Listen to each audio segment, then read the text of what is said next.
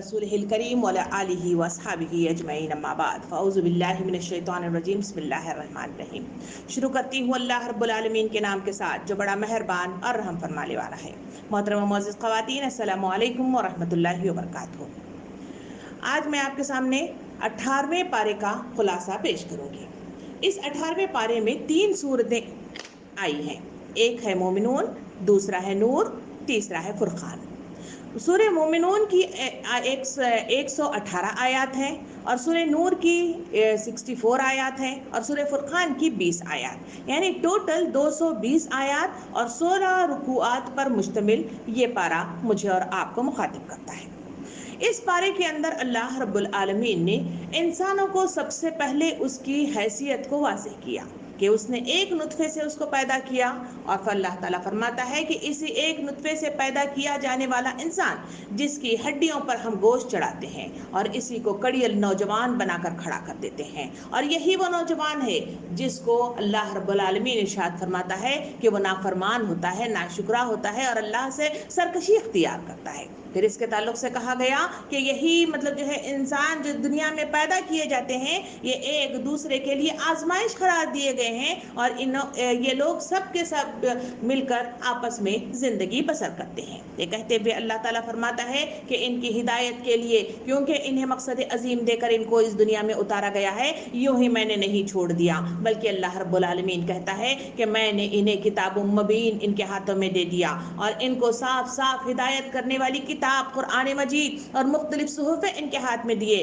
और फिर कहा कि ये किताब कहे मोतबरक है और कहे नज़ीर है, ऐसी किताब इनके हाथों में दे दी गई और इस किताब के ज़रिए से ये वो कसौटी उन्हें थमा दी गई कि जिसके तहत वो जान सकते हैं कि अल्लाह किससे नाराज़ होता है, किससे खुश होता है और किसके ज़रिए से जज़ा मिलती है और किसके ज़रिए से सज़ा मिलती है। इसको हमने खोल खोल कर रख दिया। मगर इंसान है कि वो शिर्क करता है। अल्लाह ताला फरमाता है शिर्क मतलब क्या है कि उसकी ज़ात, सिफ़ात और इख्तियारात में शिरकत को अल्लाह रब्बुल आलमीन शिर्क करार देता है। कहता है अल्लाह रब्बुल आलमीन इंसानों का ये हाल है कि मैंने कुरान मजीद में साफ साफ अंदाज में इनके सामने बयान कर दिया है कि मेरा कोई बेटा नहीं है, मैं कोई बेटा नहीं रखता और ना ही जो है मेरा कोई शरीक है। मैं वाहिद क़हार जब्बार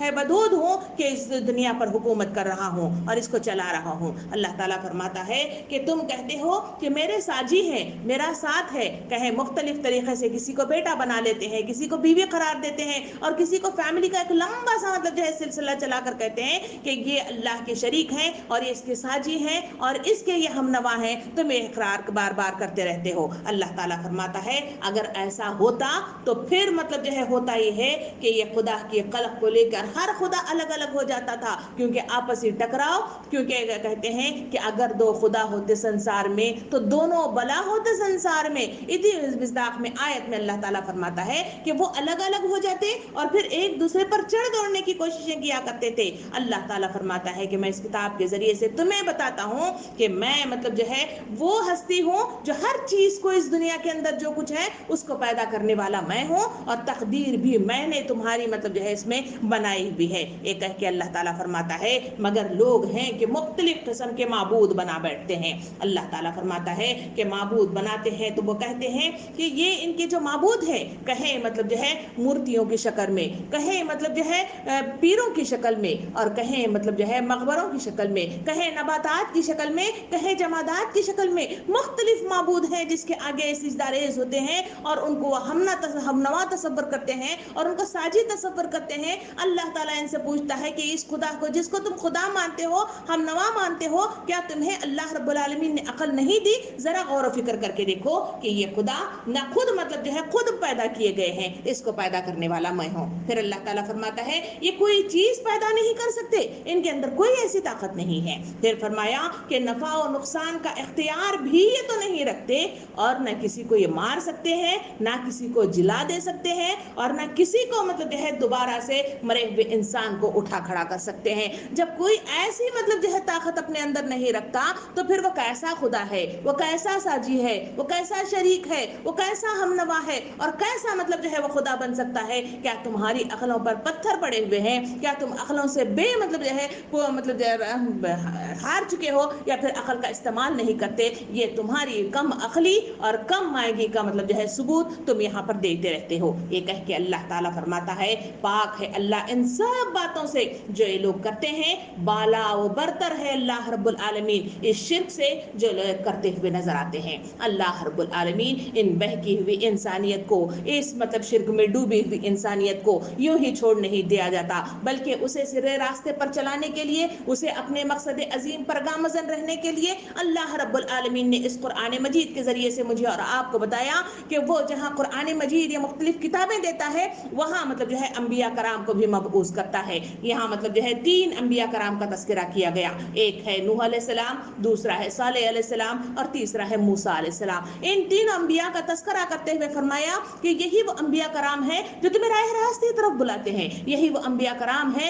जो तुम्हें सीधे रास्ते पर गामजर रखने के लिए तकोदो करते रहते हैं, यही वो अंबिया कराम है जिनके जरिए से तुम्हें अल्लाह रब्बुल आलमीन की हिदायत और नसीहतें, तुम्हारे सामने अहकाम तुम्हारे सामने आते हैं और इसके जरिए से वो चल कर तुम्हें बताते हैं कि जिंदगी गुजारने का सलीका क्या है। अल्लाह ताला ये कह के फरमाता है कि अल्लाह रब्बुल आलमीन ये तमाम चीजें अंबिया कराम के जरिए से तुम्हारे पास उतारता है, मगर इंसान है कि फिर भी मतलब या तो जल्दबाज वाक़ा हुआ है या नफ्स का गुलाम और ख्वाहिशात का गुलाम बनकर रहने वाला और दुनिया समेटने वाला बंदा है। उसकी कैफियत को बयान करते हुए इस बारे के अंदर बताया गया कि इनका ये हाल है कि अल्लाह के रसूल और अल्लाह रब्बुल आलमीन के अहकाम जब इनके पास आए तो इनके नफ्स पर इसको बाहर सा महसूस होने लग गया और इनको लगा कि ये बातें हमारे लिए दुनियाई फायदे के से रुकावट पैदा करती हैं। तो वो कुरान कहता है कि यही वो लोग हैं जिन्होंने अंबिया कराम को मुख्तलिफ तरीके से सताया, कहें कत्ल कर दिया तो कहें मुख्तलिफ तरीके से उन्हें मतलब जो है बेघर कर दिया, और कहें उनका ये हाल है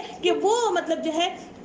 इन अंबिया कराम को मुख्तलिफ तरीके से उन्हें टॉर्चर करने की कोशिश करते थे। उसके मतलब जो है ये हमारे सामने आते हैं कि पहली चीज ये बताई गई कि ये ऐसे लोग मतलब जो है अंबिया कराम को जो सताने का तरीका था कि वो कहते कि ये तो तुम्हारा जो तुम पेश करते हो तो ये तो एक सरी जादू है, ऐसी जादूगरी से तो कोई भी मतलब रसूल और नबी बन सकता है, इस वजह से हम तुम्हारी बात मानने के लिए तैयार नहीं है। फिर सताने का अंदाज दूसरा तरीका ये था कि वो कहते कि तुम तो एक बशर है हमारी ही तरह, खाते हो, पीते हो, रहते हो, अपने ख्वाहिशात को पूरे करते हो, ये तो मतलब कोई नई बात नहीं हुई। ऐसा होना चाहिए था कि आसमान की तरफ से कोई फरिश्ता नाजिल किया जाता, वो हमारे मतलब जो है पर फैलाकर, पंख फैलाकर हमें जो है इतला देता तो हम इसकी बात मानने के लिए तैयार थे। फिर वो कहते कि तुम्हारे पास तो तुम नबी और रसूल होने का दावा करते हो, मगर तुम्हारे पास तो तुम एक आम इंसान की मानिंद हो कि तुम्हारे पास कोई दौलत नहीं है, तुम्हारे पास खजाना होना चाहिए था, क्योंकि तुम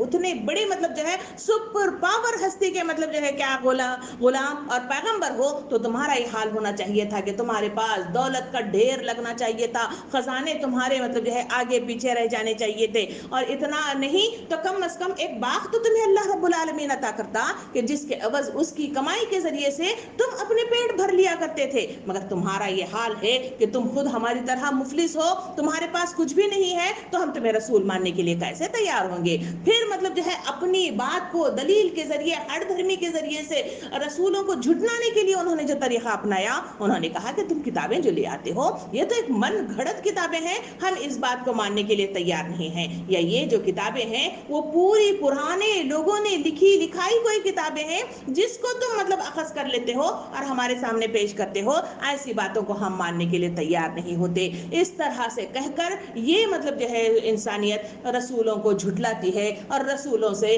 बेगानगी इख्तियार करने की हत्तल इम्कान कोशिश करती है। अल्लाह रब्बुल आलमीन इन लोगों से पूछता है कि क्या बात है, जब तुम्हें रसूल तुम्हारी तरफ तुम्हें बुलाता है, जबकि तुम्हारी कामयाबी इसी में है कि तुम अल्लाह के इन अहकामात की पैरवी करो, तुम्हारी कामयाबी इसी में है कि इसकी इत्तबा करो, तुम्हारी कामयाबी इसी में है कि इसको फॉलो करते रहो, तो तब कहीं जाकर तुम्हारी कामयाबी हो सकती है, मगर फिर तुम रसूलों को बुलाने पर तुम क्यों इनसे कतराते हो। फिर अल्लाह ताला पूछता है कि क्या फिर तुम मुंह मोड़ जाते हो, ہو اور شک میں پڑ جاتے ہو اور ایک دوسرے کی آڑ لے کر تم سٹک جانے کی کوشش کرتے ہو، یہی تمہاری ناکامی کا سب سے بڑا ہتھیار ہے جو تمہیں ناکام و نامراد کرتا ہے اور دنیا کا غلام اور بندہ بنا کر تمہیں رکھ دیتا ہے، مگر تم ہو کہ عقل سے کام نہیں لیتے۔ تو اس کے لیے اللہ رب العالمین نے انسانوں کو مختلف طریقے سے، ان کو سوالات کے ذریعے سے، ان کے ذہن کو کھولنے کی اللہ رب العالمین سوالات کے ذریعے سے انہیں پوچھنے کی کوشش کرتا ہے کہ یہ کلام کیا تم اس پر غور و فکر نہیں کرتے کہ اللہ کے رسول کی طرف سے تم کے واقف نہیں ہو کہ تمہیں اللہ کے رسول تمہارے پاس آتے ہیں مگر تم ہو کہ ان سے بدک جاتے ہو، ان سے دور بھاگتے ہو اور ان سے اپنا راستہ الگ کر لیتے ہو۔ اسی کے نتیجے میں تمہارا یہ حال ہے کہ یہ جو سوسائٹی گناہوں کا انبار بنی ہوئی ہے، یہ سوسائٹی جہاں پر اللہ رب العالمین کا قانون چلنا چاہیے تھا وہاں پر باطل پرستی کا قانون چلا ہوا ہے۔ تو اس کی وجہ کیا ہے؟ اللہ تعالیٰ اس پارے کے اندر بتاتا ہے اس کی بڑی وجہ یہ ہے کہ انہوں نے رسولوں کو جھٹلایا، کتاب کے احکامات کو ماننے سے انکار کر دیا، جس کے نتیجے میں یہ حال ہوا کہ یہ غور و فکر نہیں کرتے، کتابوں پر پڑھتے نہیں ہیں، اس کو طاقوں میں سجا کر رکھ دیا ہے، جس کے نتیجے میں یہ حالات ہو گئے کہ ان کے جو دین یعنی طریقہ کار اللہ رب العالمین نے جو ان کو اتارا تھا اس کے ٹکڑے ٹکڑے کر کے رکھ دیا، اور ہر گروہ کے پاس جو کچھ ہے اس میں وہ مگن ہے، اسی میں وہ مست ہے اور اسی کو لیے ہوئے سمجھ لیا ہے کہ یہی دین ہے، یہی طریقہ کار ہے اور اسی سے کامیاب ہو سکتے ہیں، جس کے نتیجے میں یہ جہالت انہیں رب العالمین سے دور پھینک رہی ہے اور بھٹکا رہی ہے اور گمراہ کر رہی ہے۔ اللہ رب العالمین ارشاد فرماتا ہے کہ لوگ سمجھتے ہیں کہ دنیا کی مال و متاع اور اولاد کی کثرت یہ سمجھتے ہیں کہ اللہ رب العالمین کی طرف سے انہیں بھلائی عطا ہو رہی ہے، اللہ رب العالمین خوشی کے نتیجے میں ان پر اپنی سرپرستی اور اپنی نظر عنایت عطا کرنے کے نتیجے میں ان کی اولاد اور ان کی مال میں اضافہ کر رہا ہے۔ اللہ تعالیٰ ان آیات کے ذریعے سے اس بارے میں ارشاد فرماتا ہے کہ نہیں، بلکہ تمہارے سے پہلے بھی تمہارے باپ دادا کو ہم نے مال اور اولاد کی کثرت عطا کی تھی، یہ کوئی نئی بات نہیں ہے، مگر انہوں نے جو پیچھے تمہارے باپ دادا گزرے ہوئے ہیں انہوں نے اس سے سبق نہیں لیا تھا۔ اس مال اور اولاد کی کثرت نے انہیں غرور میں مبتلا کر دیا، اللہ سے سرکشی اختیار کر لی اور اس کے نتیجے میں وہ اللہ کی نظروں سے دور بھٹک گئے اور شامت زدہ ہو کر رہ گئے، اور وہ انہوں نے سبق نہیں لیا تھا۔ ان پچھلی قوموں کے واقعات تمہارے سامنے بیان کیے جاتے ہیں، شاید کہ تم عمل کرو، شاید کہ تم سبق لے لو، شاید کہ تم عبرت حاصل کرو، کہہ کے اللہ رب العالمین ارشاد فرماتا ہے کہ آؤ میں تمہارے ذہن کو ذرا سا کھولوں تاکہ تمہیں صحیح راستہ اگر کہیں گم ہو گیا ہے تو تمہیں دکھائی دے۔ تو وہ کھولنے کا طریقہ کیا ہے؟ اللہ رب العالمین نے مختلف طریقے سے سوالات انسانوں کو پوچھے ہیں، جو اس پارے کے اندر مخاطبین انسان ہے جو اللہ رب العالمین کی طرف سے ہے۔ آپ بھی یہی سوالات اپنے دل سے پوچھئے، میں یہی سوالات اپنے دل سے پوچھوں، دیکھیے جو جوابات قرآن دیتا ہے وہی جوابات تو ہمارے ہیں یا نہیں ہے۔ پہلا سوال اللہ رب العالمین پوچھتا ہے کہ زمین اور آسمان کی آبادی کس کی ہے؟ تو وہ یہی کہیں گے کہ اللہ رب العالمین کی۔ پھر کہاں بھٹکائے جاتے ہیں، پھر کہاں سے معبود لے آتے ہیں، پھر کیوں اتباع معبودوں کی کرتے ہیں؟ پھر اللہ تعالیٰ سوال پوچھتا ہے کہ ساتوں آسمان اور عرش عظیم کا مالک کون ہے؟ تو پھر تم خود ہی کہہ دیتے ہو کہ اللہ رب العالمین ہے، مگر پھر اس کا ساجی کہاں سے لے آتے ہو؟ پھر کہاں سے معبودان اپنے دل دماغ اور اپنے معاشرے کے اندر کھڑا کر دیتے ہو؟ سوچو، غور و فکر کرو اور تدبر کرو۔ پھر سوال اللہ رب العالمین پوچھتا ہے کہ ہر چیز کا اقتدار کس پر ہے؟ کیونکہ معاشرے کے اندر دیکھتے ہیں کہ ہر چیز کا اختیار اللہ کے پاس ہے، اگر اللہ کہہ دے تبھی وہ مکمل ہو سکتی ہے، اگر اللہ نہ کہہ دے تو کچھ بھی نہیں ہو سکتا۔ آج خود وائرس کا جو فتنہ اس دنیا کے اندر رونما ہوا ہے، اس وائرس کی وجہ سے سپر پاور بھی اپنے گھٹنے ٹیک چکی ہے، اور ایک غریب ملک بھی اپنے گھٹنے ٹیک چکا ہے، ایک چھوٹی اکائی خاندان بھی اپنا گھٹنا ٹیک چکی ہے، اور انسانی انفرادی شخص بھی اپنے گھٹنے ٹیک چکا ہے۔ اللہ تعالیٰ کا اگر حکم ہو تو اقتدار اسی کا ہے اور اسی کا چل سکتا ہے۔ اگر ان سے یہ سوال پوچھا جائے تو وہ کہہ اٹھتے ہیں کہ اللہ رب العالمین ہے۔ جب ایسا ہے، جب مانتے ہیں، جب اقرار کرتے ہیں، جب اس پر جھکتے کیوں نہیں ہیں، اس پر آگے بڑھتے کیوں نہیں ہیں، اس پر غور و فکر کیوں نہیں کرتے اور اس پر تدبر کیوں نہیں کرتے، اور کیوں شریک معبودان کے آگے اپنے گھٹنے ٹیک دیتے ہو؟ پھر سوال اللہ رب العالمین انسانیت سے پوچھتا ہے کہ جب پناہ ساری طرف سے ٹوٹ جاتی ہے, جیسے کہ مصیبتیں آ جائیں تو انسان اللہ کے آگے سجدہ ریز ہو جاتا ہے اور مانگ مانگ کر مطلب جو ہے اپنی طرف آنے والی ہر بلا کو دور کرنے کی کوشش کرتا ہے۔ اللہ رب العالمین ارشاد فرماتا ہے کہ پناہ کو دور کرنے والا کون ہے؟ تو سارے انسان کہتے ہیں کہ وہ اللہ رب العالمین ہے۔ جب ایسا ہے، اب ایسی ہستی ہے، تو پھر تم کیوں بہکائے چلے جا رہے ہو، کیوں بگڑے ہوئے ہو اور کہاں سے مطلب جو ہے بھٹک رہے ہو؟ یہ سوال انسانوں سے اللہ رب العالمین پوچھتا ہوا آگے بڑھتا ہے، اور اللہ اپنی طرف مطلب رجوع کرتے ہوئے اس پارے کے اندر بتایا کہ میں تمہیں کچھ مثالوں کے ذریعے سے تمہیں بتاؤں کہ میں کیسی طاقت رکھنے والا ہوں، میں کیسی ہستی ہوں، تاکہ مطلب اس عوض تم میری طرف اتباع کرنے لگ جاؤ، میرے جھنڈے تلے جمع ہونے لگ جاؤ اور میری طرف مطلب جو ہے آگے بڑھنا تمہارے لیے آسان ہو جائے۔ اللہ رب العالمین مثالیں دیتا ہے۔ پہلی مثال اللہ دیتا ہے وہ ہے بارش کی۔ فرمایا کہ کس طرح سے آسمان پر جو ہے بادل پر جو بادل بنتے ہیں وہ بھانپ کے عوض بنتے ہیں، اس کے عوض بادل مطلب تشکیل پاتے ہیں، اس بادل سے بارش مطلب نکلتی ہے، اور وہ بارش کہیں مطلب ایسی جگہ پہ بھی برستی ہے جہاں پر کچھ بھی مطلب جو ہے ریگستان کی مانند ہے، اور ویسے جگہ بھی برستی ہے، اور ایسے جگہ پہ بھی برستی ہے جہاں سے زمین جو ہے سرسبز و شاداب باغات نکال لے آتی ہے۔ اللہ تعالیٰ ارشاد فرماتا ہے کہ پھر مطلب جو ہے ایسے مالک جو اتنی طاقت والا مالک ہے، تو پھر تم مطلب جو ہے کہاں سے بہکائے چلے جا رہے ہو؟ پھر مثال اللہ رب العالمین دیتا ہے وہ یہ ہے کہ ایک ایسی مطلب جو ہے مثال کہ انسان کا وہ سمندر کی طرف تم رجوع کر لو، یہ سمندر جس کے اندر گھٹا ٹوپ اندھیرا ہے نیچے کی مطلب جو ہے تہ میں، اور اس پر ایک موج اور اس پر ایک موج اور اس پر بادل اور اس پر تاریکی مسلط ہو جائے، تو کیا تم سمجھتے ہو کہ تم کوئی انسان باہر اپنا ہاتھ نکالے اور اسے اپنا ہاتھ مطلب دکھائی دینے لگے؟ ایسا نہیں ہو سکتا۔ اسی وجہ سے کہ تمہارے اوپر پرت در پرت اور تہ در تہ بہت ساری مطلب جو ہے کامیاں تمہارے اندر پیدا ہونے لگی ہے، بہت سارے معبودان تمہارے اوپر حکومت کرنے لگے ہیں، اور تم مختلف لوگوں کے اپنے آپ کو سپرد کر چکے ہو، تو اسی کے نتیجے میں تمہارا یہ حال ہے کہ تمہاری عقل کام نہیں کرتی، تمہارا شعور کام نہیں کرتا، اور تمہیں آگے بڑھ کر صحیح بات کا اخذ کرنا تمہارے لیے ناممکن نظر آتا ہے۔ اللہ تعالیٰ فرماتا ہے دیکھو تو صحیح، میں تمہیں بتاتا ہوں وہ کیا ہے کہ ایک مطلب جو ہے جو جاندار، میں ایسا مطلب جو ہے بادشاہ ہوں کہ وہ میں جانور کو پیدا کرتا ہوں تو کسی کو مطلب جو ہے پیٹ کے بل چلاتا ہوں، کسی کو 2 ٹانگوں پر چلاتا ہوں، کسی کو 4 ٹانگوں پر چلاتا ہوں۔ کوئی ایسی ہستی ہے جو ایسے کام کر سکتی ہے؟ نہیں کر سکتی، مگر پھر بھی تم ہو کہ تمہارا ایسا حال ہے کہ کہا کفر کرنے والوں کی مثال ایسی ہے جیسے سراب کے پیچھے بھاگے چلے جا رہے ہیں۔ سراب کا یہ حال ہے کہ دور سے پانی نظر آتا ہے، جب وہ انسان وہاں پہنچ جاتا ہے تو وہاں پہ کچھ بھی نہیں ہوتا۔ کہا کہ تمہارا حال بالکل اسی مانند ہے۔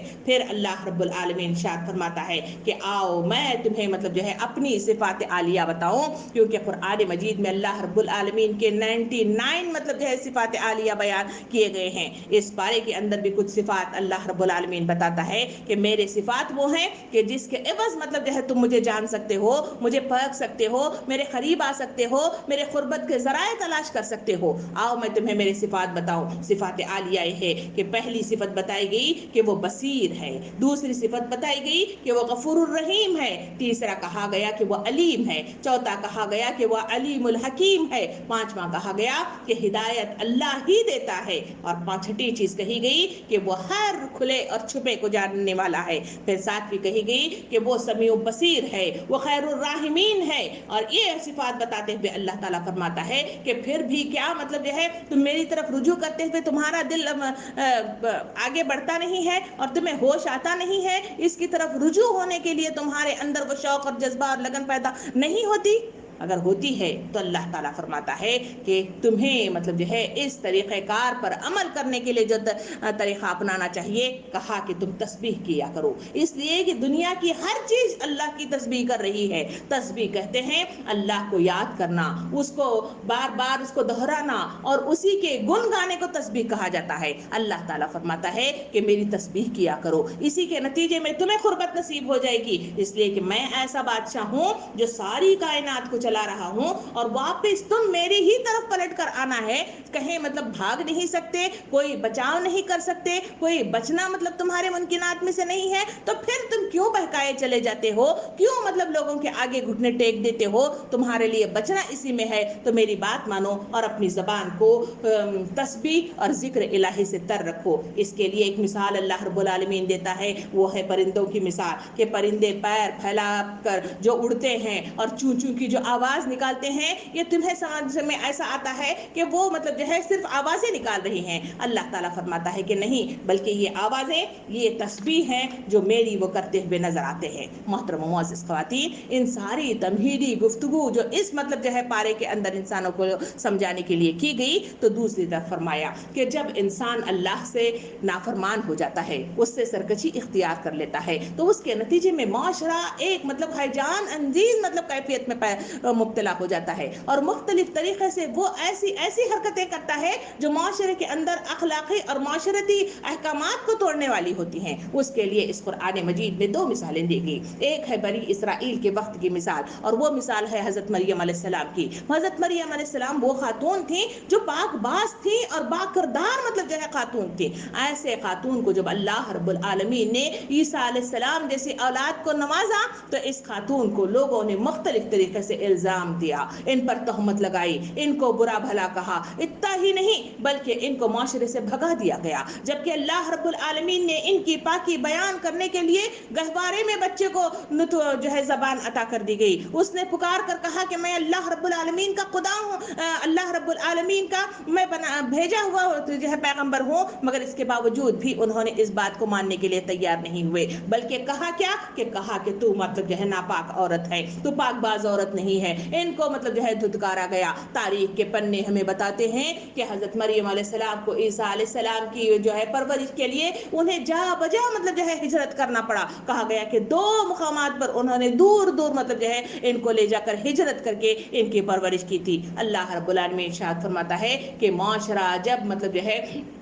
گمان کرنے لگتا ہے، معاشرہ جہاں پہ غلط کاری میں مبتلا ہو جاتا ہے، تو پاک باز عورتوں کو بھی اپنی آبرو چھپانا ان کے لیے مشکل ہو جاتا ہے۔ دوسری مثال اس قرآن مجید میں حضور کریم صلی اللہ علیہ وسلم کی زوجہ محترمہ حضرت عائشہ رضی اللہ عنہ کا تذکرہ اس میں آیا ہے۔ حضرت عائشہ رضی اللہ عنہ کا تذکرے کو سورہ نور میں واقعہ افق کے نام سے یاد کیا گیا ہے۔ یہ وہ واقعہ ہے جس میں بتایا گیا کہ نبی کریم صلی اللہ علیہ وسلم کسی غزوے کے تحت وہاں پہ رکے ہوئے تھے، تو ایک بار مطلب یہ حال یہ تھا کہ آپ حضرت عائشہ رضی اللہ عنہ باتھ روم سے فارغ و فراغت کے لیے آپ وہ مطلب اندھیرے میں جاتی ہیں اور وہاں پر مطلب جو ہے واپس آتی ہیں، پھر ان کا یہ ہار کھو جاتا ہے، وہ مطلب جو ہے مالا ڈھونڈنے کے لیے وہ پھر چلی جاتی ہیں، تو اس وقت اللہ رب العالمین کے رسول صلی اللہ علیہ وسلم حکم دیتے ہیں کہ یہاں سے فوج مطلب جو ہے کوچ کر جائے، تو وہاں سے کوچ کا مطلب جو ہے موقع شروع ہو جاتا ہے، وہاں سارے لوگ مطلب جو ہے فوج نکلنے لگتی ہے۔ وہ جس عہدے پر بیٹھا کرتی تھی، وہ کہا جاتا ہے، تاریخ کے پنے بتاتے ہیں کہ حضرت عائشہ رضی اللہ عنہ بھوک کی مطلب جو ہے شدت کی وجہ سے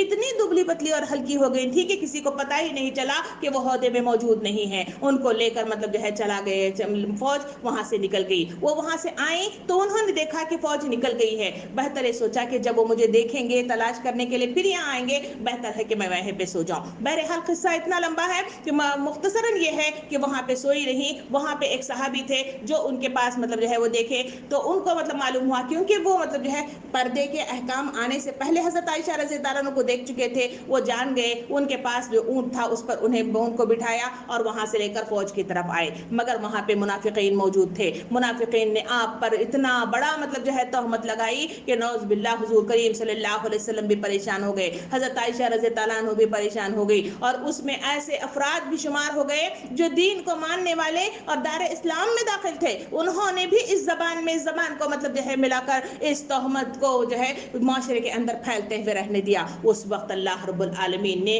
اس سورہ کے اندر بتایا کہ ہم نے اس واقعے کے ذریعے تمہیں بتانا ہے کہ معاشرہ جب ہیجانی کیفیت میں مبتلا ہو جاتا ہے، جہاں مطلب جو ہے اللہ کے احکام وارد نہیں ہونے لگتے، جہاں پہ اللہ کے رسول صلی اللہ علیہ وسلم کی اتباع نہیں ہونے لگتی، جہاں اللہ رب العالمین کا خوف مطلب جو ہے ان کے دلوں میں نہیں ہوتا، تو ایسے واقعات مطلب جو ہے معاشرے کے اندر جنم لینے لگتے ہیں۔ ان کے ذریعے سے اللہ رب العالمین چاہتا چاہتا ہے کہ معاشرے کے اندر ایسے قوانین مطلب جو ہے وارد کر دیے جائے جس کے بس کوئی مطلب جو ہے عزت